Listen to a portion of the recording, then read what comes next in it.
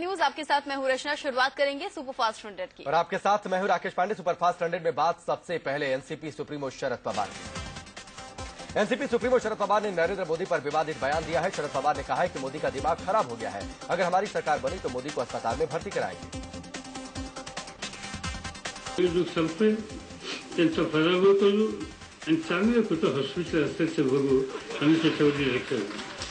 आम्ही काळजी घेऊ त्याची काही चिंता करण्याचं कारण नाही। त्यांच्या सहकार्यानं मी प्रेमाने सांगतो की आम्ही याची काळजी घेऊ। ते सांगायचं तात्पर्य असं की यांच्या हातामध्ये देश जीवन चालणार नाही। देश हा शेवटी देशाच्या हिताची दखल करणाऱ्या लोकांच्या हितामध्ये द्यायचं। पवार यही नहीं रुके, मोदी के कांग्रेस मुक्त देश बनाने की अपील पर भी पवार ने निशाना साधा। मोदींचा वो काही देश का मोदींच्यासाठी त्यांचा पूर्वी भारतीय जनता पार्टीचा पक्ष होता जनसंघ। ते जनसंघाच्या आधी आणखीन काही विचारधारा होती। त्याचा एक माळेचा फूट कधी तुरुंगामध्ये गेला होता, त्यांनी कधी इंग्रजांना विरोध केला होता, त्यांनी संघर्षाची भूमिका घेतली होती, त्यांनी स्वातंत्र्य मिळवण्यासाठी खस्ता खाल्ल्या होत्या आणि म्हणून समाजाच्यासाठी देशाच्यासाठी। एनसीपी अध्यक्ष शरद पवार ने यह विवादित बयान महाराष्ट्र के जालना में दिया। शरद पवार जालना में अपनी पार्टी के उम्मीदवार के समर्थन में रैली करने आए थे। एनसीपी सुप्रीमो और केंद्रीय कृषि मंत्री शरद पवार पर भी मोदी बरसे। अमरावती की रैली में मोदी ने कहा कि पवार को क्रिकेट पर बोलने की फुर्सत है, लेकिन महाराष्ट्र में मरते किसानों की उन्हें चिंता नहीं। क्रिकेट के समय तो आए दिन बयान देने के लिए उनको फुर्सत है, लेकिन मरते हुए किसान के लिए चिंता करने के लिए उनको फुर्सत नहीं। अल्लाह की कसम देकर वोट मांगने का एक वीडियो सामने आया है। फेसबुक पर डाला गया ये वीडियो नेशनल कॉन्फ्रेंस के नेता और जम्मू कश्मीर की समाज कल्याण मंत्री नायडू का है। सकीना एक शख्स को खुदा और कुरान की कसम दिलाकर चुनाव में समर्थन का दबाव बना रही है।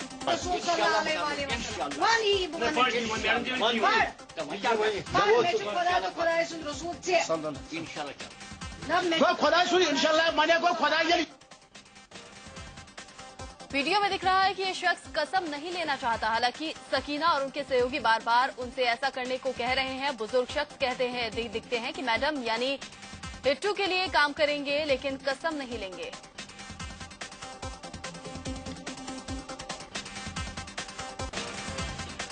इट्टू के बार बार कहने पर आखिरकार बुजुर्ग ने कसम ले ही ली। इसके बाद खुशी से मंत्री और उनके समर्थक बुजुर्ग को माला पहनाने की कोशिश करते दिखे, लेकिन वो माला नहीं पहने। आखिरकार मंत्री साहिबा बुजुर्ग के हाथों में ही माला रख देती है। यूपी के फैजाबाद में आजम खान ने एक बार फिर से विवादित बयान दिया है। आजम ने साबिर अली के बहाने बीजेपी पर तीखा वार किया। वो ईमान फरोश आया तो जाने क्या सोचकर था, लेकिन ये भूल गया था कि उसे कुत्ते के बच्चे की तरह गाड़ी के पहिए के नीचे कुचलने वाले बर्दाश्त नहीं करेंगे। यूपी के बहराइच में बीएसपी ने नसीमुद्दीन सिद्दीकी ने भी विवादित बयान दे डाला। सिद्दीकी ने कहा कि मोदी का वापस जाना तो दूर, रास्ते में ही काम तमाम हो जाएगा।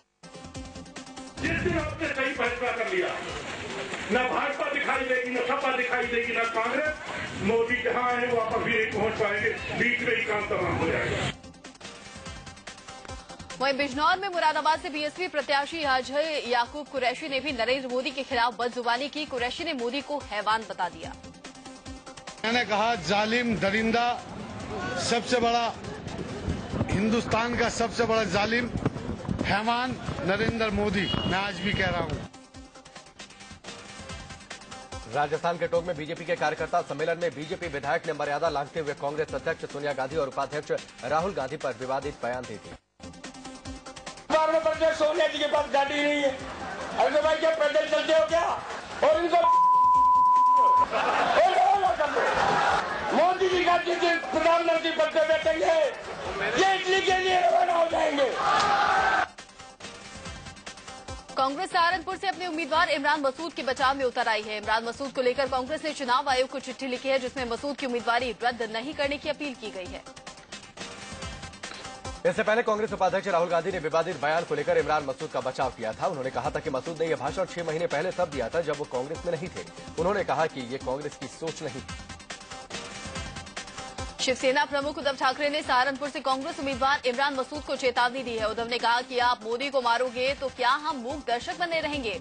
उन्होंने कहा कि हम शिव सैनिक हैं, लड़ने से नहीं डरते।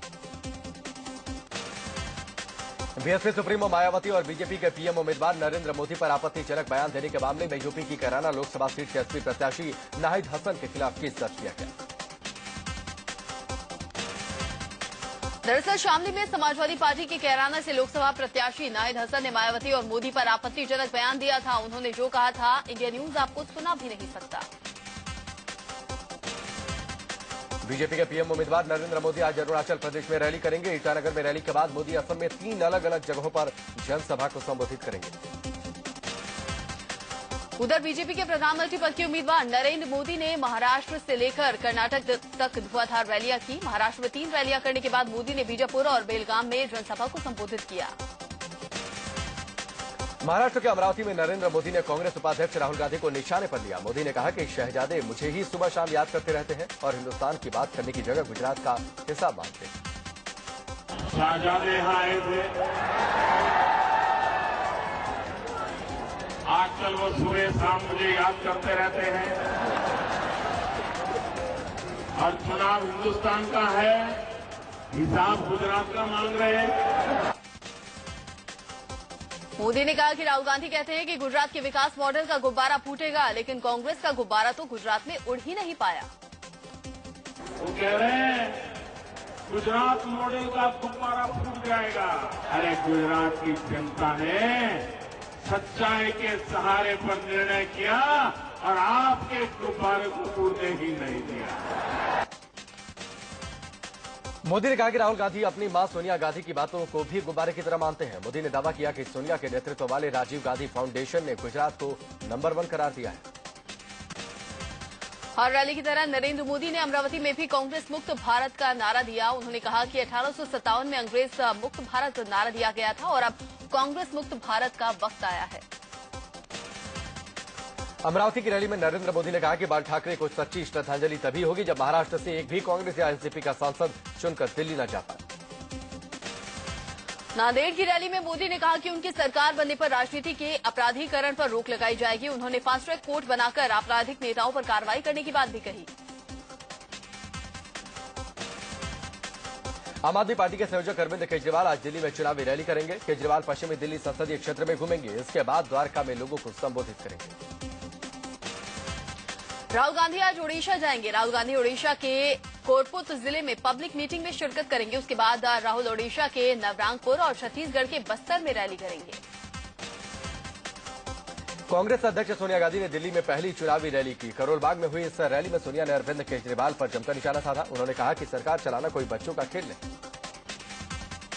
मैदान में कुछ ऐसे लोग भी हैं जो सोचते हैं कि सरकारें चलाना बच्चों का खेल है। ऐसा नहीं है। आपने खुद अभी दिल्ली में देखा है कि ऐसी सोच वाले कैसे मैदान छोड़कर भागे हैं। सोनिया ने दिल्ली वालों को यह भी हिदायत दी कि कांग्रेस को विधानसभा में जिस तरह जनता ने नकार दिया था, वो गलती लोकसभा चुनाव में न दोहराई जाए। सोनिया ने कहा कि कांग्रेस हमेशा लोगों से मिलकर चलती है। दिल्ली की रैली से पहले सोनिया गांधी ने असम के लखीमपुर में जनसभा को संबोधित किया। यहां सोनिया ने बीजेपी पर निशाना साधा और कहा कि विपक्ष नफरत की सियासत करता है। सोनिया गांधी ने रैली में यह भी कहा कि मोदी का एजेंडा सिर्फ अपनी तारीफ करना है। सोनिया ने कहा कि मोदी जहां भी जाते हैं सिर्फ अपनी तारीफ करते फिरते हैं। आम आदमी पार्टी के संयोजक अरविंद केजरीवाल ने अपना चुनाव प्रचार अभियान जारी रखते हुए चंडीगढ़ में रोड शो किया। केजरीवाल का रोड शो रामदरबार इलाके से शुरू होकर कई सेक्टर से होते हुए आगे बढ़ा। रोड शो के जरिए केजरीवाल चंडीगढ़ के लोगों से रूबरू हुए। चंडीगढ़ में केजरीवाल ने आम आदमी पार्टी की उम्मीदवार गुलपनाग के लिए लोगों से वोट मांगे। गुलपनाग केजरीवाल के साथ रोड शो में शामिल हुई। इस सीट पर गुलपनाग का मुकाबला बीजेपी की किरण खेर और कांग्रेस के पवन बंसल से है। चंडीगढ़ में बीएसपी सुप्रीमो मायावती ने चुनावी रैली की और अपने उम्मीदवार के लिए प्रचार किया। मायावती ने जनसभा को संबोधित करते हुए बीजेपी के प्रधानमंत्री पद के उम्मीदवार नरेंद्र मोदी पर निशाना भी साधा। पंजाब के अमृतसर से बीजेपी उम्मीदवार अरुण जेटली ने चुनाव प्रचार किया और रैली को भी संबोधित किया। जेटली का यहां कांग्रेस उम्मीदवार और पंजाब के पूर्व मुख्यमंत्री कैप्टन अमरिंदर सिंह से मुकाबला है। गाजियाबाद में मुख्यमंत्री अखिलेश यादव ने हुंकार भरी। अखिलेश ने बीजेपी के पीएम कैंडिडेट नरेंद्र मोदी पर निशाना साधते हुए कहा कि मोदी का गुजरात मॉडल खोखला है। साथ ही अखिलेश ने यूपी में विकास के लिए खुद अपनी पीठ थपथपाई। वहीं गाजियाबाद में मुख्यमंत्री अखिलेश यादव ने कई साल तक उनकी पार्टी में रहे फिल्म अभिनेता और गाजियाबाद से मौजूदा कांग्रेस प्रत्याशी राज बब्बर पर भी निशाना साधा। अखिलेश ने राज बब्बर को बाहरी बताया। गाजियाबाद में मुख्यमंत्री अखिलेश यादव में हंगामा भी हुआ। जब वो मोदी पर निशाना साध रहे थे तो इस दौरान एक शख्स ने उनकी ओर चप्पल फेंकने की कोशिश की। हालांकि वो मंच से काफी दूर गिरी। आरोपी को हिरासत में ले लिया गया। गाजियाबाद में अखिलेश की रैली के दौरान उनका रौब दिखा। अखिलेश का कटआउट गिरने पर एक पुलिस वाले ने उन्हें तुरंत खड़ा किया। वहीं नारे लगाने पर कार्यकर्ताओं को रोकने पर अखिलेश ने कहा, इन्हें मत रोको, तुम लोगों का प्रमोशन भी मैंने ही किया है। साबिर अली ने बीजेपी नेता मुख्तार अब्बास नकवी को 5 करोड़ के मानहानि का नोटिस भिजवा दिया है। ये नोटिस भटकल का दोस्त बताने पर दिया गया है। साबिर अली के वकील नोटिस लेकर मुख्तार अब्बास नकवी के घर पहुंचे। नकवी के घर पर उनके पीए ने नोटिस रिसीव किया। साबिर अली ने नोटिस में कहा कि वो 48 घंटे के अंदर सबूत दें, नहीं तो उनके खिलाफ मुकदमा दर्ज करवाया जाएगा। साबिर अली ने अपनी पत्नी के साथ मिलकर बीजेपी नेता मुख्तार अब्बास नकवी पर हमला बोल दिया। भटकल का दोस्त बताने वाले नकवी के खिलाफ साबिर अली कानूनी कार्रवाई करने की बात भी कह रहे हैं। साबिर अली की पत्नी यास्मीन ने नकवी के 24 घंटे के अंदर माफी मांगने के लिए कहा है। माफी नहीं मांगने पर यास्मीन ने नकवी के घर के बाहर धरने पर बैठने की चेतावनी दी। आम आदमी पार्टी के प्रवक्ता आशुतोष ने बीजेपी पर निशाना साधा। आशुतोष ने ट्विटर पर लिखा कि पहले मुतालिक और अब साबिर अली, ये दिखाता है कि बीजेपी कितनी बेचैन है। ये सत्ता में आने की बेचैनी है। वरिष्ठ नेता जसवंत सिंह की पत्नी शीतल कंवर ने बीजेपी के खिलाफ मोर्चा खोल दिया है। उन्होंने पूर्व अध्यक्ष नितिन गडकरी पर निशाना साधते हुए कहा कि जब वो उनसे मिलेंगी तो लड़ेंगी, कि जब निकालना ही था तो उन्हें पार्टी में लिया ही क्यों था। वहीं जसवंत सिंह की पत्नी ने बीजेपी पर निशाना साधते हुए कहा कि अब बीजेपी उनकी नजरों से गिर गई है। साथ ही उन्होंने कहा कि जसवंत सिंह को मुलायम सिंह यादव समेत कई नेताओं ने टिकट का ऑफर किया था, लेकिन वो निर्दलीय ही चुनाव लड़ेंगे। तेलंगाना में बीजेपी अकेले ही लोकसभा और विधानसभा का चुनाव लड़ेगी। सीटों के बंटवारे को लेकर टीडीपी के साथ बीजेपी की बात नहीं बनी, जिसके बाद बीजेपी के तेलंगाना यूनिट ने अकेले ही चुनाव लड़ने का ऐलान कर दिया। टीडीपी ने बीजेपी को तेलंगाना की 35 विधानसभा और 8 लोकसभा सीटें देने का प्रस्ताव दिया था, लेकिन बात नहीं बनी और अब बीजेपी तेलंगाना क्षेत्र की सभी 17 लोकसभा सीटों और 119 विधानसभा सीटों पर उम्मीदवार खड़े करेगी। आरएसएस के मुखपत्र ऑर्गेनाइजर के एक सर्वे में सामने आया है कि राम मंदिर से बड़ा विकास का मुद्दा है। ऑर्गेनाइजर के लिए एक एनजीओ ने जो सर्वे करवाया उसमें लोगों से रोजगार, बिजली, सड़क को राम मंदिर और हिंदुत्व के मुकाबले ज्यादा तरजीह दी गई। ऑर्गेनाइजर के सर्वे के मुताबिक प्रधानमंत्री के तौर पर नरेंद्र मोदी देश की पहली पसंद है। उन्हें 48% लोग पीएम देखना चाहते हैं। राहुल गांधी को 27% और अरविंद केजरीवाल को 5.5% लोगों ने प्रधानमंत्री के तौर पर पसंद किया। आरएसएस के मुखपत्र ऑर्गेनाइजर के लिए ये सर्वे देश के 380 संसदीय क्षेत्रों में करवाया गया। मार्च जनवरी के पहले हफ्ते से लेकर मार्च के पहले हफ्ते के बीच कराए गए सर्वे में 1,14,000 लोगों की राय ली गई। इस बीच आरएसएस प्रवक्ता राम माधव ने कहा है कि आरएसएस कोई चुनावी सर्वे नहीं कराता और यह सर्वे ऑर्गेनाइजर पत्रिका ने कराया है, जो स्वतंत्र पत्रिका है जिसे स्वयंसेवकों द्वारा चलाया जाता है। इस बारे में कोई भी कंफ्यूजन नहीं होना चाहिए। खालिस्तानी आतंकी देवेंद्र पाल सिंह भुल्लर की सजा पर आज सुप्रीम कोर्ट अपना आदेश सुनाएगा। भुल्लर ने मौत की सजा को देरी के चलते उम्र कैद में बदलने की याचिका दी थी, जिस पर आज फैसला आएगा। गाजियाबाद में योगुरु बाबा रामदेव ने एक बार फिर से राहुल गांधी और सोनिया गांधी के खिलाफ जहर उगला। उन्होंने कहा कि मां बेटे बगैर सुरक्षा के लोगों के बीच पहुंच गए तो इनका हाल बुरा हो जाएगा। यदि आदरणीय सोनिया गांधी जी और राहुल गांधी जी से लेकर के कांग्रेस के शीर्ष नेतृत्व की सिक्योरिटी हटा ली जाए तो वो शायद एक कदम भी जनता के बीच आगे नहीं बढ़ सकते। जनता में इतना गुस्सा है। बिहार के मुख्यमंत्री नीतीश कुमार ने औरंगाबाद में चुनावी सभा में नरेंद्र मोदी पर निशाना साधा। उन्होंने कहा कि मोदी को महिमा मंडित करने के लिए अरबों रुपया खर्च किया जा रहा है। नीतीश कुमार ने यह भी कहा कि मोदी को उनसे चिढ़ है। उन्होंने कहा कि मोदी को बिहार, नीतीश और मुसलमानों से खास तौर पर चिढ़ है। बीजेपी के राष्ट्रीय अध्यक्ष राजनाथ सिंह ने असम में चुनावी रैली को संबोधित किया। असम के करीमगंज में उन्होंने बीजेपी उम्मीदवार के लिए वोट मांगे। अपने भाषण में राजनाथ ने केंद्र और राज्य सरकार पर निशाना साधा। बीजेपी नेता और नागपुर से लोकसभा के उम्मीदवार नितिन गडकरी ने 272 सीटें जीतने का दावा किया है। और उसे 275 सीटों के ऊपर जाएंगे और हमारा अच्छा सरकार बनेगी, ऐसा मेरा विश्वास है। टिकट बंटवारे के बाद यूपी के पूर्वांचल की कई सीटों पर हो रहे विरोध के चलते बीजेपी अपने उम्मीदवार बदल सकती है। खबर है कि जौनपुर, चंदौली, भदोही, गाजीपुर, बलिया और देवरिया समेत कई सीटों पर उम्मीदवार बदलने पर विचार हो रहा है। वाराणसी में बीजेपी उम्मीदवार नरेंद्र मोदी के केंद्रीय चुनाव कार्यालय की जगह तय कर दी गई है। सेवाश्रम बिल्डिंग में कार्यालय का उद्घाटन कल बीजेपी प्रदेश प्रभारी अमित शाह करेंगे। मोदी को पीएम बनाने के लिए बीजेपी ने महिलाओं के लिए पार्टी चुनाव चिन्ह कमल का फूल के आकार की बिंदी, इयररिंग, स्कार्फ, स्टोल, दुपट्टे और ज्वेलरी लॉन्च की है। फिलहाल ये सारी चीजें पार्टी कार्यालय में मिलेंगी, बाद में पूरी दिल्ली में स्टॉल लगेंगे। इंदौर में बीजेपी की महिला कार्यकर्ताओं ने अपने हाथों पर पार्टी के चुनाव चिन्ह कमल की मेहंदी रचाई। चुनावी मेहंदी के इस खास आयोजन में सैकड़ों महिलाओं ने हिस्सा लिया। दिल्ली के चांदनी चौक से कांग्रेस उम्मीदवार और केंद्रीय मंत्री कपिल सिब्बल ने रोड शो किया। खुली जीप में सिब्बल कई इलाकों से गुजरे और लोगों से वोट देने की अपील की। कानपुर से समाजवादी पार्टी के लोकसभा उम्मीदवार सुरेंद्र मोहन अग्रवाल ने बीजेपी उम्मीदवार मुरली मनोहर जोशी पर चुटकी लेते हुए कहा कि जोशी कई जगह से चुनाव लड़ चुके हैं, इसलिए जोशी जनता को अपना अगला ठिकाना भी बता दें। चंडीगढ़ से बीजेपी प्रत्याशी किरण खेर लोगों के बीच वोट मांगने के लिए पहुंची, जहां उनका ढोल नगाड़ों के साथ स्वागत हुआ। किरण खेर ने कहा कि कांग्रेस के भ्रष्टाचार को खत्म करने के लिए बीजेपी को वोट दीजिए। लखनऊ में कांग्रेस प्रदेश कार्यालय में हुई तोड़फोड़ की घटना के बाद पुलिस सभी राजनीतिक पार्टियों के कार्यालयों की सुरक्षा बढ़ाने का दावा कर रही है, लेकिन अभी भी कई पार्टी दफ्तरों के बाहर पुलिस नहीं दिखी। गुजरात के जामनगर में टोल टैक्स के मुद्दे को लेकर 40 गांव के लोगों ने आगामी लोकसभा चुनावों का बहिष्कार करने का ऐलान किया है। लोगों का कहना है कि अगर उन्हें टोल टैक्स से निजात नहीं मिली तो वो घर घर जाकर वोट नहीं देने की अपील करेंगे। आगरा में चुनाव को लेकर प्रशासन बेहद चौकस नजर आ रहा है। रात में आगरा के अलग अलग इलाकों में गाड़ियों की चेकिंग हुई। पुलिस के आला अफसर भी इस दौरान मौजूद रहे। आज से देश भर में नवरात्र की शुरुआत हो गई है। 9 दिन तक इस पर्व में श्रद्धालु मां दुर्गा की उपासना करते हैं। हर दिन मां दुर्गा के अलग अलग स्वरूप की पूजा होती है। हिंदी कैलेंडर के मुताबिक आज ही के दिन से हिंदू नववर्ष की शुरुआत होती है।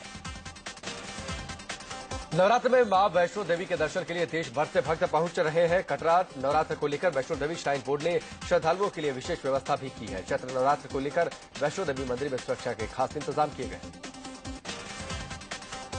दिल्ली के अमन विहार में रिश्तों को शर्मसार करने वाला मामला सामने आया है, जहां नाबालिग लड़की के साथ उसके चाचा ने 1 साल से भी ज्यादा तक रेप किया। लड़की का दूसरा चाचा ने भी इस कुकर्म में शामिल रहा। लड़की ने पुलिस में शिकायत दर्ज करवाई। उसके बाद पुलिस ने आरोपियों को गिरफ्तार कर लिया। पुलिस के मुताबिक कुछ लड़के मछली पकड़ने गई लड़की को अगवा कर जंगल लेकर गए। यहां उन्होंने लड़की से गैंगरेप किया। गैंगरेप के बाद लड़की की हत्या कर दी गई। इस घटना के बाद जिले में तनाव के हालात बने। असम के चिराग में गैंगरेप के बाद एक लड़की की हत्या का सनसनीखेज मामला सामने आया है। गैंगरेप के आरोप में पुलिस ने 14 लड़कों को गिरफ्तार किया, जिनमें से 4 की पहचान कर ली गई है। यूपी के कानपुर में एक बदमाश ने एक महिला को जिंदा जलाकर मौत के घाट उतार दिया। आरोपी ने महिला के घर में घुसकर उससे रेप की कोशिश की, लेकिन जब महिला ने इसका विरोध किया तो उसने मिट्टी का तेल डालकर उससे आग के हवाले कर दिया। दिल्ली में देर रात एक तेज रफ्तार से आ रही कार डिवाइडर से जाकर टकराई। हादसा दिल्ली के मदर टेरेसा रोड पर हुआ। कार में 3 लोग सवार थे, जिन्हें मामूली चोटें आई हैं। लोगों के मुताबिक कार में सवार 3 युवकों ने शराब पी रखी थी, जिसके कारण कार चला रहा युवक अचानक गाड़ी पर नियंत्रण खो बैठा। मध्य प्रदेश के सीहोर में नर्मदा स्नान कर लौट रहे श्रद्धालुओं से भरे ट्रैक्टर ट्रॉली को डंपर ने जोरदार टक्कर मार दी। इस घटना में 10 लोगों की मौत हो गई, वहीं दर्जन भर यात्री जख्मी हुए। छत्तीसगढ़ के कांकेर में भीषण सड़क हादसा हुआ। नेशनल हाईवे 30 पर ट्रक और जीप की टक्कर में 9 लोगों की मौत हो गई, जबकि 6 लोग गंभीर रूप से घायल हुए। इटावा के नेशनल हाईवे नंबर 2 पर तड़के एक ट्रक में भीषण आग लग गई। ट्रक नई बाइकों से लदी हुई थी। आग की चपेट में आने से सभी बाइकें जलकर खाक हो गई। बिहार के बेगूसराय में एक हॉस्पिटल में मरीज की मौत के बाद जमकर हंगामा हुआ। हॉस्पिटल में पूरा बिल चुकाने के बाद कहकर मरीज का शव देने से मना कर दिया। इंदौर में सर्विस सेंटर में खड़ी 3 टाटा मैजिक गाड़ियों में अचानक आग लग गई। पंजाब के जालंधर में एक थर्मोकोल फैक्ट्री में भीषण आग लग गई। आग से लाखों का नुकसान हुआ है। T20 वर्ल्ड कप में टीम इंडिया ने जीत का चौका लगाया। चौथे मैच में भारत ने ऑस्ट्रेलिया को 73 रन से हरा दिया। धोनी की टीम ने पहले बल्लेबाजी करते हुए ऑस्ट्रेलिया को 160 रन का टारगेट दिया था। ऑस्ट्रेलिया के खिलाफ जीत के हीरो रहे अश्विन ने टक्कर ऑस्ट्रेलियाई बल्लेबाजों की कमर तोड़ दी। लंबे वक्त के बाद कंगारुओं के खिलाफ सिक्सर किंग युवराज सिंह के बल्ले ने आग उगली। शानदार अर्धशतक लगाते हुए युवराज ने 43 गेंदों में 60 रन की पारी खेली। वहीं कप्तान महेंद्र सिंह धोनी ने 24 रनों की शानदार पारी खेली। इनफॉर्म बल्लेबाज विराट कोहली भी 22 गेंदों पर 23 रन बनाकर आउट हो गए। कोहली ने अपनी पारी में 2 चौके और 1 छक्का लगाया। शिखर धवन की जगह टीम में शामिल किया गया अजिंक्य रहाणे ने 19 रन की पारी खेली। रहाणे का विकेट बॉलिंजर ने लिया। शानदार फॉर्म में चल रहे सुरेश रैना 6 रन बनाकर ग्लेन मैक्सवेल की गेंद पर आउट हो गए। टॉस हारकर पहले बल्लेबाजी करने उतरी टीम इंडिया को पहला झटका 6 रन के स्कोर पर ही लग गया था, जब रोहित शर्मा 5 रन बनाकर ब्रेट हाउस का शिकार बने। इराक में बम धमाकों और गोलीबारी में 16 लोगों की मौत हो गई। मोसुल शहर में हमलावरों ने पुलिस चेक पोस्ट पर हमला किया। मलेशियाई लापता विमान का अब तक कोई पता नहीं चल पाया है। विमान के गायब होने के पीछे आतंकवाद से जोड़कर वजह को देखा जा रहा है। वेनेजुएला की राजधानी काराकस में सरकार के खिलाफ लोगों ने जमकर हंगामा किया और आगजनी की। अमेरिका के वाशिंगटन में भूस्खलन के बाद मलबे से शवों को निकालने का काम जारी है। 25 शव अब तक निकाले जा चुके हैं। वहीं कई लोगों का अभी तक पता नहीं चल पाया। मुंबई में अमिताभ बच्चन ने रजनीकांत की आने वाली फिल्म कोछाधियान का हिंदी ट्रेलर लॉन्च किया। लॉन्चिंग के मौके पर रजनीकांत भी मौजूद रहे। रजनीकांत फिल्म में मुख्य किरदार निभा रहे हैं।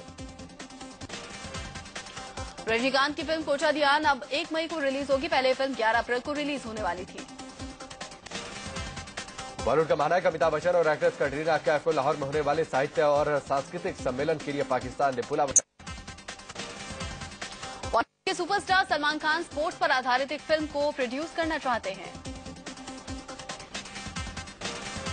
बॉलीवुड की क्वीन कंगना रनौत अब बड़े पर्दे पर मां का किरदार निभाने वाली है। खबर है कि सुजय घोष ने अपनी फिल्म दुर्गा रानी सिंह में कंगना को साइन किया है। बॉलीवुड की queen Kangana Ranaut Wills Lifestyle fashion week के आखिरी दिन जलवा बिखेरेगी। कंगना ने नम्रता जोशीपुरा के शो में बतौर शो स्टॉपर उतरी।